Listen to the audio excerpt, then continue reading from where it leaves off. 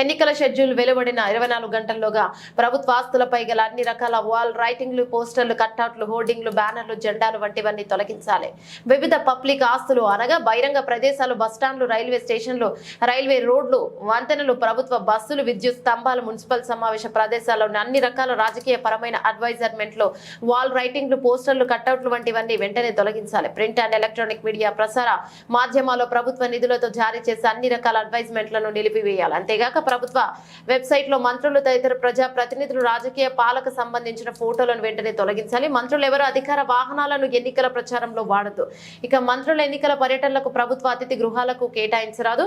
Water ట్యాంకులు, అంబులెన్స్లు వంటి వాటిపై ఎంపీ, ఎమ్మెల్యేలు వంటి ప్రజా ప్రతినిధులు ఫోటోలు ఉండరాదు. ప్రభుత్వ భవనాలు, కార్యాలయాల్లో ప్రధానమంత్రి, ముఖ్యమంత్రి సహా మంత్రుల ఫోటోలు ఉండరాదు. మంత్రుల అధికారుల మధ్య ఎటువంటి వీడియో సమావేశాలు నిర్వహించరాదు. విద్యుత్, నీటి బిల్లులు, బోర్డింగ్ పాస్లు, వ్యాక్సినేషన్ సర్టిఫికేట్లపై ప్రజా ప్రతినిధులు ఫోటోలు, సందేశాలు వంటి ఉండరాదు.